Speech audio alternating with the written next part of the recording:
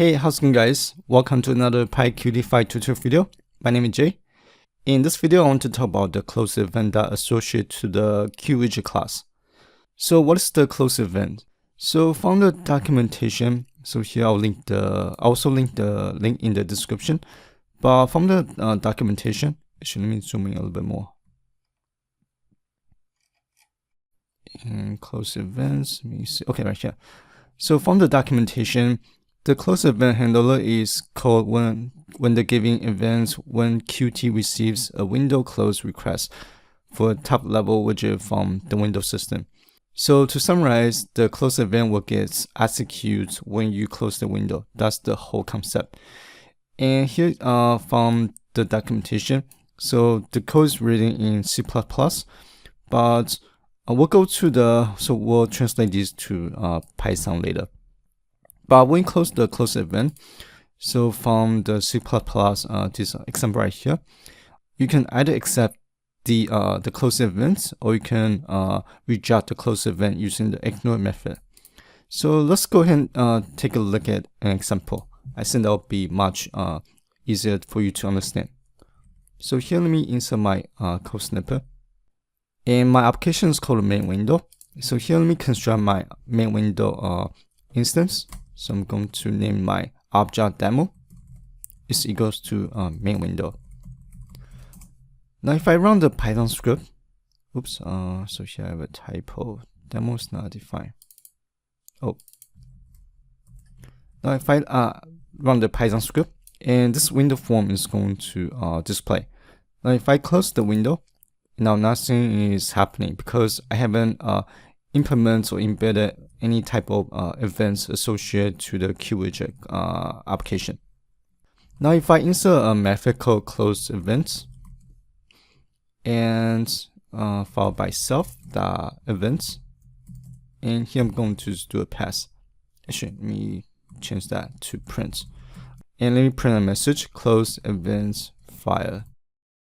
Now if I relaunch the application, now if I close the window, and as you can see that PyQt is going to recognize this method.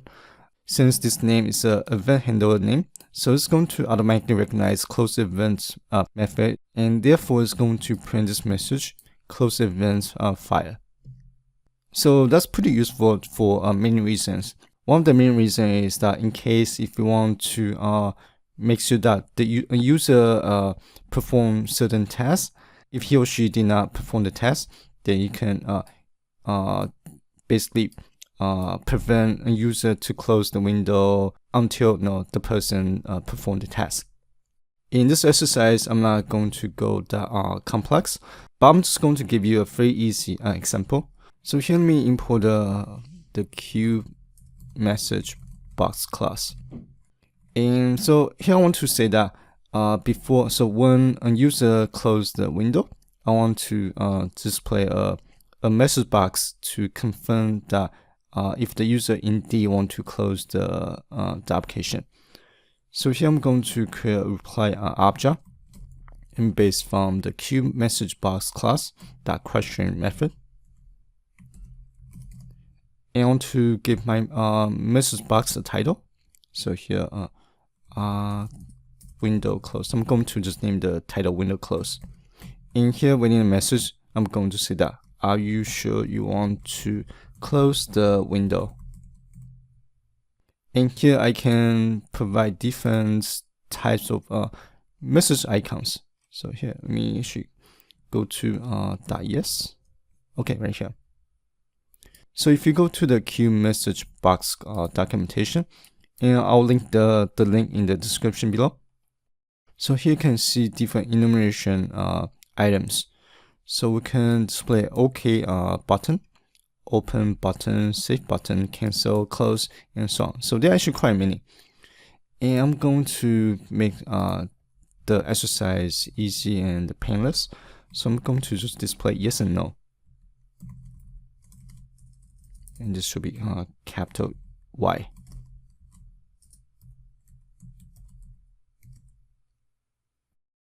And I'm going to set the default to no. So this is going to be the default. And here I can say that if the reply value, so which is this this value right here is equals to QMessageBox.yes. So this is actually a constant value, and I want to accept the event. And otherwise, I'm going to reject the event by using the ignore method.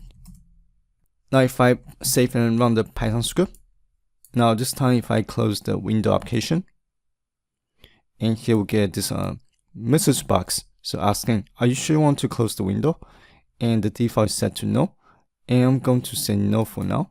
And as you can see that the PyQt application is still running. But now if I go back and close the window again, and this time I'm going to click on yes.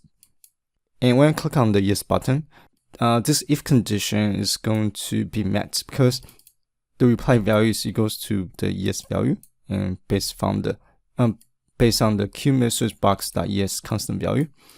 And so once this parameter is met, and so we can accept the event using the events.accept, or we can include additional tests like fire a function. So example, assuming that I have a function and it's going to print a message, window close. And if I close the application and click on yes, the event is going to get accept, and as well as the message is going to get print. Window close will be print on the console. So that's basically is the very basic general concept of how to use the close events associated to the QWidget class.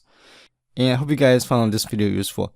As always, thank you guys for watching. I'll see you guys on the next video.